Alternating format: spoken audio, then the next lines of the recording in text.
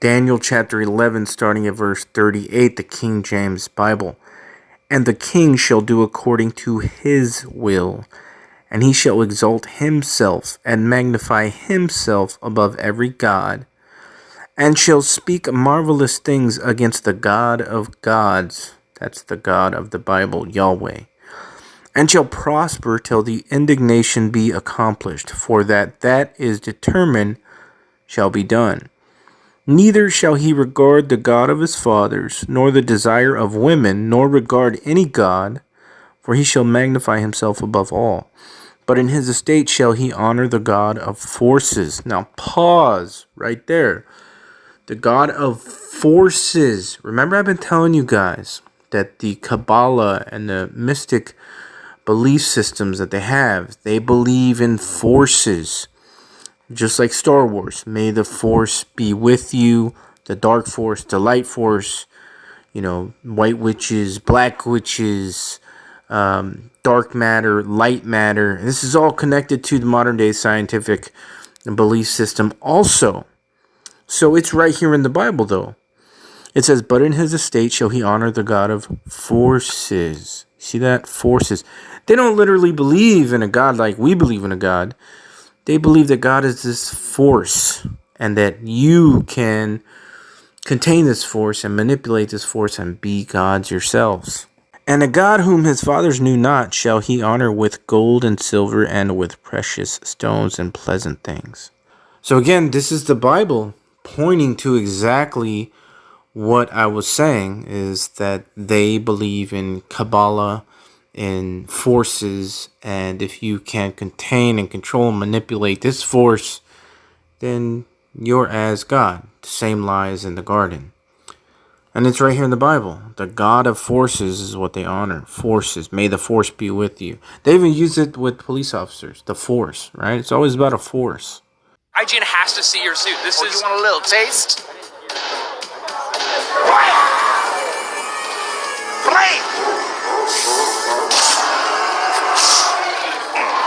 And there you have Jack Black showing you the design of the Kabbalah on the back of his jacket. And it's just interesting to see the tight connections between this mystical religion, Kabbalah, and the celebrities and all these people that are in power.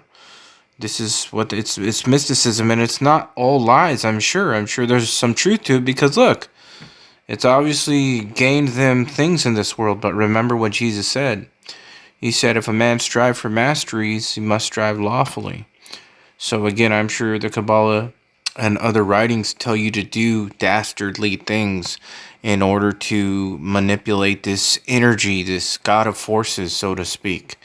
And we don't do that in order to gain this spiritual, and in the end, it's a satanic power.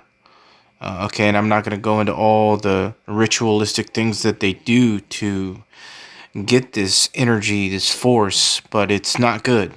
Jesus said, if you love me, you'll keep my commandments. And Jesus also said, what is it to gain the whole world but to lose your soul? And when you gain the whole world, this is what he's talking about. The money, the fame, the power. But what is it to lose your soul at the end? Because the things that you have to do to get in these positions and to stay in these positions, you have to defy the God of everything, Yahweh. You have to go against him. And that's what he's talking about. That's what Jesus is saying.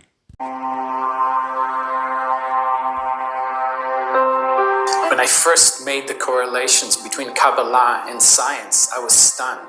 We do know that Isaac Newton had access to certain mystical texts, certain texts of the Kabbalah. Well, the Kabbalistic description of creation is coming from a single little point, from a speck, and of having matter form and time and space form all together at the very beginning. This sounds very much to me like the description of the Big Bang. I couldn't believe that the Kabbalists could derive these truths without really knowing any mathematics or physics. It is certainly true that in string theory, the number 10 is the dimension of space-time for supersymmetrical string theories, and 26 for bosonic string theories stand out as a requirement of the mathematics.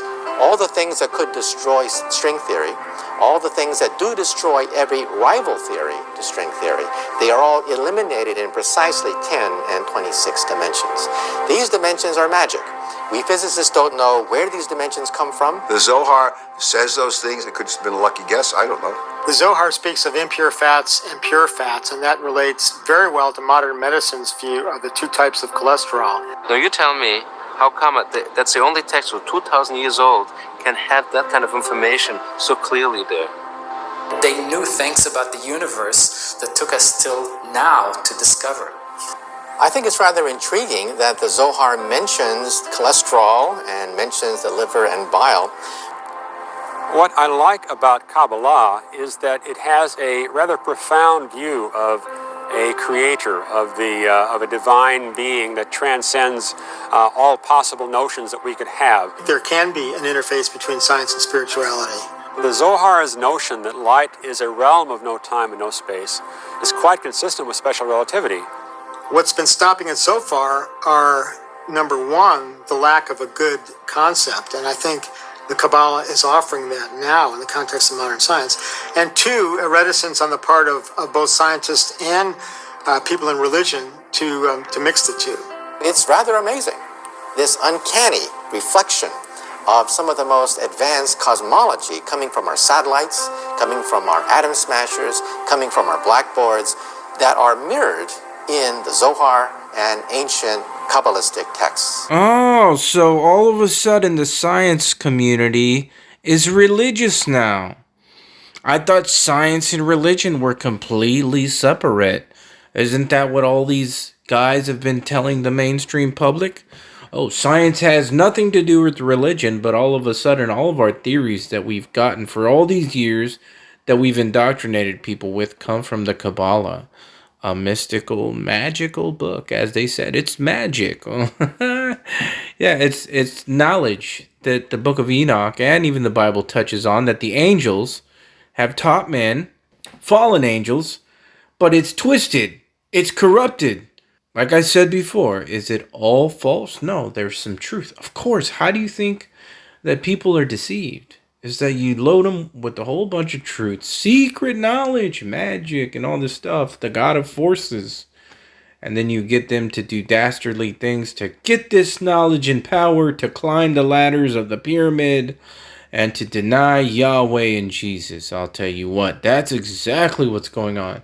And we've all actually been indoctrinated with the Kabbalah mystic teachings in school. That's where this comes, the Big Bang. All these things comes from the Kabbalah. Do you understand that? Things that they call theories. This comes from the Kabbalah. I'm not saying it's all wrong again, but a little bit of leaven leavened the whole lump. You see? And they show you this in movies. Well, we have to kill all these people for the greater good. They believe in things like that. And again, it goes back to the Egyptian scales, right? The scales of the heart. If your heart is lighter than a feather, then you get to go through the afterlife, right? And ascend. Right? And that goes with ascending, right? You have to be light to ascend your heart, right? So it's not about Jesus Christ. And this all goes back to fallen angels in the garden and everything. And now it's science. And there you go.